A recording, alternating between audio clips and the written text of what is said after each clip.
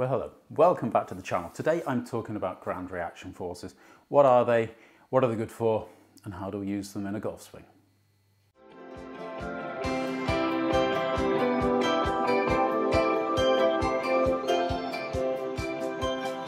So if you have downloaded my PDF, you're going to find this all on page 44.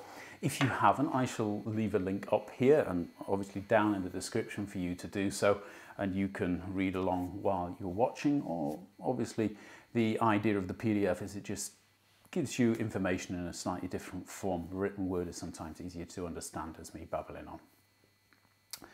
I think ground reaction forces have become a little bit kind of popular recently because everybody's searching for more distance and golf professionals are talking about the way they use the ground. So I thought I'd just take a little bit of time to kind of clear up what's actually going on and what are ground forces and how do you use them.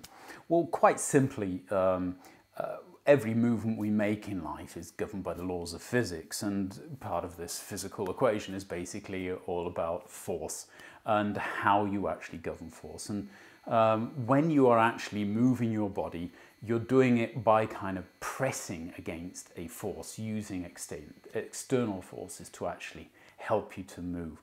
Probably the best example of this would just simply be if you want to start your backswing, when you turn your upper body away from the target.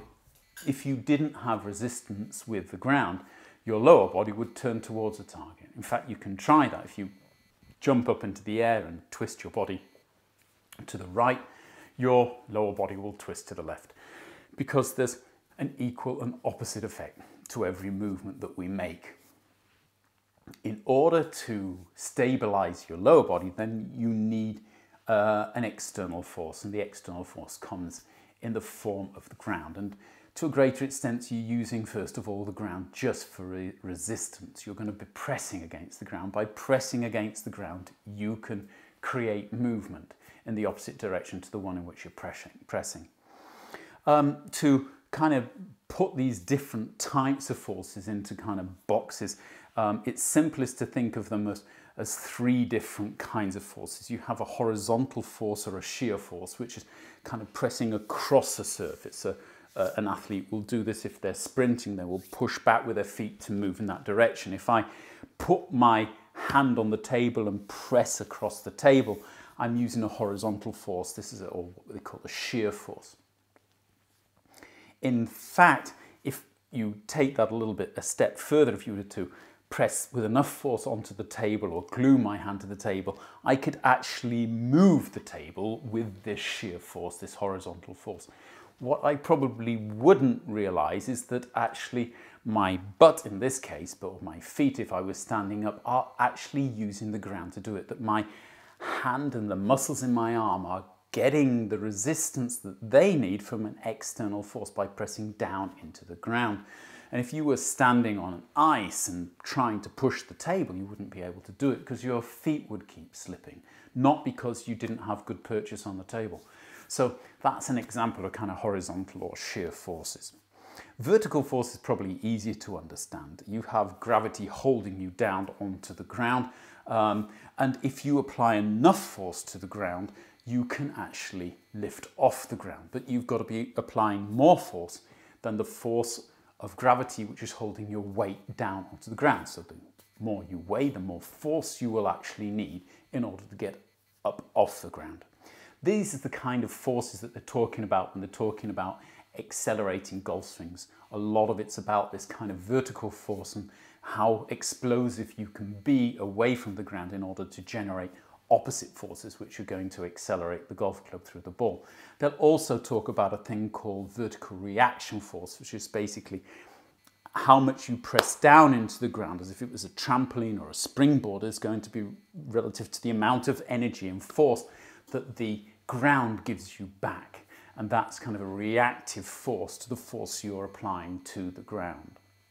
And the final force, which is probably the same as horizontal force to a certain extent, is torque or rotational force, where you're applying a horizontal force to an axis. So if you think of a children's roundabout, if the roundabout has an axis here and the parent presses here, then obviously you're going to be able to get the roundabout to rotate. So if you think of basically pressing directly into the axis, no chance, but press a right angle to the axis and you can actually get the roundabout rotating, and that would be torque or rotation. A lot of times, especially when we're talking about torque and rotation, it's going to feel differently to what it is. Obviously, again, the scientists are talking about kind of directional vectors of force. You're going to have more of a feeling kind of creating rotational force by twisting into the ground, which is going to help your body to twist in the opposite direction to the direction that you're applying the force. I think the simplest way, though, to really earn is just go into the golf swing, and I just kind of walk you through a golf swing step by step and give you an idea of what your feet are doing at any point in time when you're doing this. The first thing, as we said to start off with, is basically when you start your backswing, depending on whether you want your hips to rotate immediately with you or not, I tend to teach to keep the lower body stable at the very beginning of the backswing. So you're going to be kind of rotating your upper body and lifting your arms. That's going to start your backswing. And so that your hips and legs don't go immediately with you, you've got to be applying force to the ground. Now, a certain amount of this force is actually being applied for you by gravity. It's pushing you down into the ground, and if you've got spikes on your shoes, they're holding you on the ground as well. But that's not quite enough. And as you rotate to stop your legs and your lower body rotating with you, you've got to be applying a force which is basically stopping the rotation. You can do that by basically twisting your feet a little bit into the ground. So if you can imagine your lead toe kind of twisting towards the target and the toes in your trail foot twisting away from the target, they would kind of lever you in. And the reason they're doing this is they're working like the child's roundabout. You know, you're applying a force here and the axis or your foot joint is staying together. So don't be surprised if you have the feeling as if it's kind of pressing your heels a little bit together and pressing your knees a little bit apart when you apply this force. But by applying a little bit of force from both feet to the ground, you will actually be able to resist the rotation of your upper body away from the target. And this is basically the main force you're going to feel. There'll be a little bit of kind of pressure in your trail side as you lift the club, but you'll really get to feel that more in the kind of second phase of your backswing as you allow your hips to rotate with you, because obviously without any hip rotation or leg rotation, you aren't going to be able to get enough swing unless you're just putting the ball. So some stage you're going to actually allow your hips to do that and to rotate with you. And you're doing that really not by changing the forces that you're applying to ground, but changing the intensity of the forces. And by relaxing the force that you're applying from your trail foot and keeping the force on your lead foot, you'll actually find that your hips will start to rotate with your upper body. And by that, you're going to be able to actually turn further. As you do that, your lead hip will obviously shear out in the same kind of direction as your lead shoulder has done, and your trail hip will go back. Your trail knee will also start to straighten, and that will be intensified as you start to pick the golf club up. As you are lifting the weight of the golf club, something's got to be pressing into the ground. So this stage in the golf swing, there's more than one force being used. You've got this kind of rotational force or horizontal force being applied away from the target, from both feet, away from the target from the trail foot towards the target from the lead foot. And you are lifting the club, so you're pressing down into the ground. And this is why you'll see an awful lot of times that your trail leg will actually try to straighten. And I don't have a problem with the trail leg straightening, but not going completely straight. In fact, before you get to the end of your swing, you want to be kind of resisting that kind of last couple of degrees of bend and keeping that, and at the same time apply a little bit more force to the ground again with your trail foot. Again, this kind of twisting feeling away, stabilizing your lower body, and therefore coming to a nice quiet end of your body rotation, which will stop your backswing. And dependent on when you do this and how far you've been able to rotate just through your natural mobility, you should feel at the end of the swing that you've got a transfer of pressure into your trail side, which will be something around 70–75% of your felt body weight. This isn't, however, a shifting of your weight over your trail foot. I want you to have the feeling of kind of staying centered, and it's more pressing against the trail foot to stop you basically sliding over away, because everything, including your arms and hands, have moved over that direction.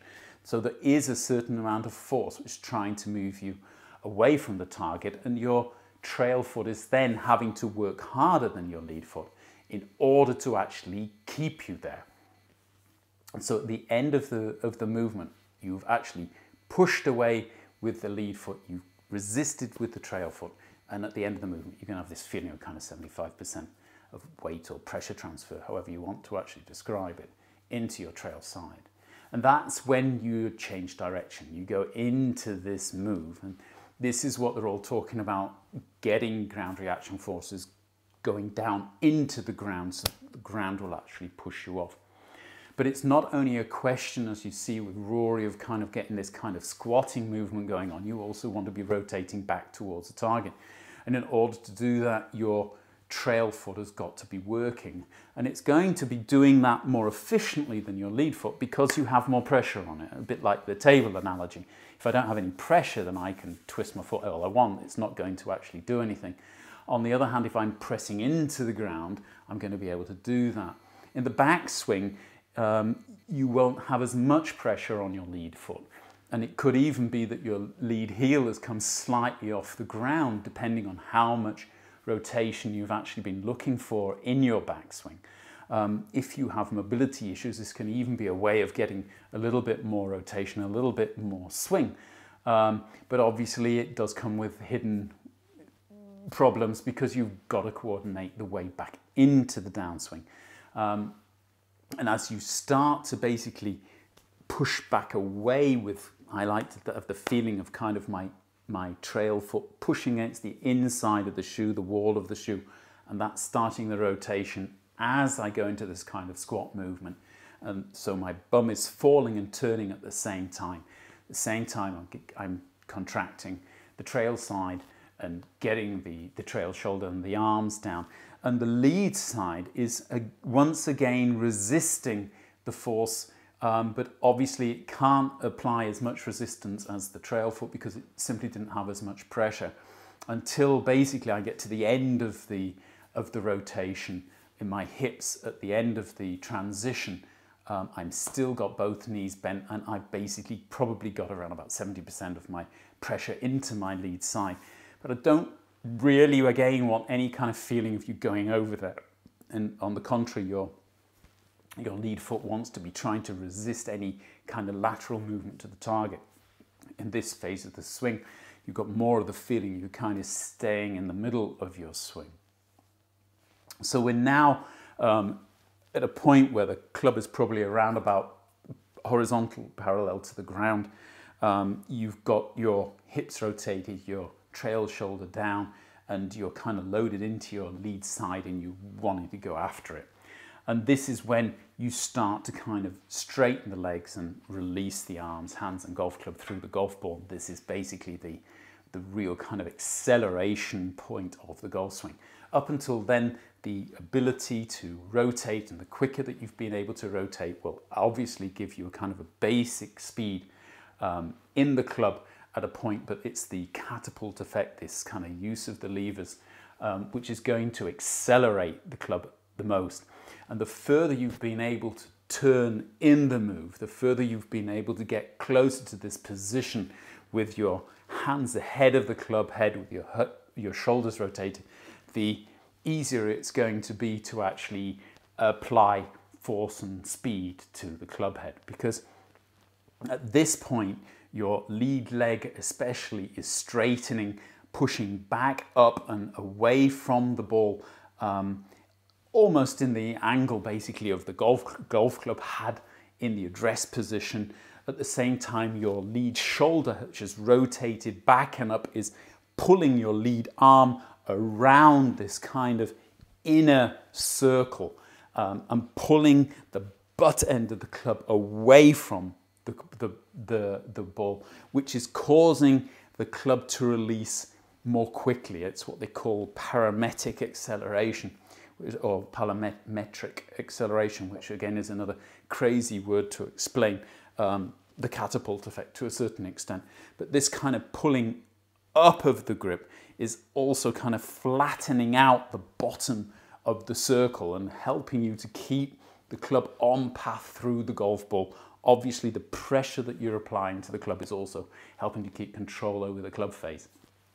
But to a certain extent, this kind of jumping that you see, especially on the ladies PGA and by some of the smaller golfers on the men's tour, where you actually get to the point where they're off the ground with both heels at impact, shows you the kind of forces that they're using to basically jump up off the ground. You just got to be careful that you are actually allowing your upper body to bow, keeping your shoulders in plane in order to get down to the golf ball when you're doing this. But it can definitely accelerate the movement of the club, butt of the club up, and therefore increase this acceleration of the club head down and through the golf ball. If you've been a little bit more conservative, then you're probably going to stay on your left foot as you do this, and your weight will kind of wander back into your left heel. But for an awful lot of golfers, there's no real problem in the feeling of your weight still being on the balls of your feet. And as you feel you go into this transition, it's very important to kind of get it onto the balls of your feet, because obviously it's very difficult to jump if you're on your heels. So getting onto the balls of your feet is going to make you far more able to use the ground and get it to help you both in the rotation and also in the acceleration of the golf club. Once you've actually struck the golf ball, obviously your arms will extend through the golf ball. You won't be able to apply any more force to the golf club, or at least not enough in order to stop the golf club from overtaking your lead arm. The club face will close, and for a very brief time it will be pointing up and behind you and will be actually trying to lift you even further into the air if you're not already in the air. And then it goes back over your shoulder. Gravity will come to your rescue and you should land lightly on your lead heel. And at that point you can actually talk about having had a weight transfer into your lead side. Even when you're using force plates to measure the amount of pressure that golfers have on any particular foot at any particular moment, it's very dependent on their technique. And if you've got a guy or girl who's jumping at the golf ball, they can almost be hitting the golf ball with no pressure on the force plate whatsoever. Others who have actually applied a load of pressure out the lead side and actually gone back, you see this with the driver a lot, have actually got more pressure on the trail side at impact than they have on the lead side. And of course there's others who are just going straight into that lead leg, hitting off on that lead post and hitting it. And it's all about getting something they call repetition into your swing. If you're doing the same thing every time, if you have control over that club head, it doesn't mean it's right or it's wrong. It's your swing and the way that you're using the ground to best actually use your physical abilities. So although I've written down what I would like to see, if you have a good understanding of what's actually happening and how you're using the ground forces in your golf swing, I think they're better than a lot of places. You'll just be able to see that not everybody is going to be the same when they're doing this. That's it. I hope you were able to follow me. If not, then download the PDF and maybe by reading it you might understand it better. For all of my patrons, thank you for supporting me. I am now a member of Patreon and asking anybody out there who wants to support me in as a little bit of kind of help for you. I'm open for chat there. You'll get all updates to the PDF as I make them. And for the top subscribers, there'll be live streams in the summer where you can ask me your questions directly. Otherwise, if you like the video, please press the like button, subscribe. Don't forget to share the video with your mates if you think it might help them. I'll be back very shortly with the next video. I hope you enjoyed it, and see you next time.